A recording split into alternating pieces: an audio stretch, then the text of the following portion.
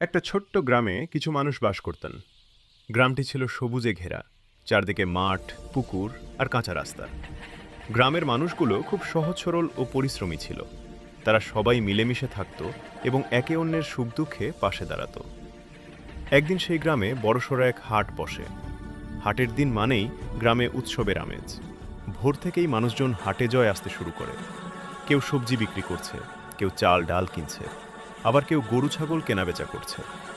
শিশুদের হাসি, বিক্রেতাদের ডাক আর মানুষের ভিড়ে হাটটি মুখর হয়ে ওঠে। সবাই কেনাকাটায় এতটাই ব্যস্ত ছিল যে আশপাশের দিকে বিশেষ নজর দিচ্ছিল না।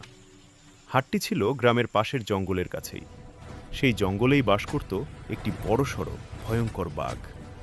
অনেক দিন ধরে বাঘটি মানুষের এলাকায় আসেনি, কিন্তু সেদিন হঠাৎ খাবারের সন্ধানে বাঘটি জঙ্গল থেকে বেরিয়ে আসে। ধীরে ধীরে সে হাটের দিকে এগিয়ে আসে। হঠাৎ একজন লোক বাঘটিকে দেখতে পেয়ে চিৎকার করে ওঠে, বাঘ, বাঘ! মুহূর্তের মধ্যেই হাটে আতঙ্ক ছড়িয়ে পড়ে। মানুষজন দিক বিদিক ছুটোছুটি করতে শুরু করে। কেউ গাছে উঠছে, কেউ দোকানের আড়ালে লুকাচ্ছে।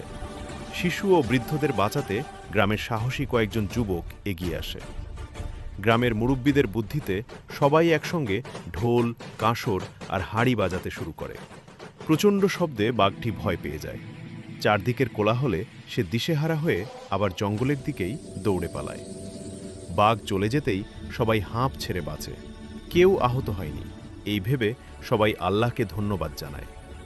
সেই দিন থেকে গ্রামের মানুষ আরও বেশি সতর্ক হয়ে যায় এবং সবাই বুঝতে পারে ঐক্য আর বুদ্ধি থাকলে বড় বিপদও সহজে মোকাবিলা করা যায়।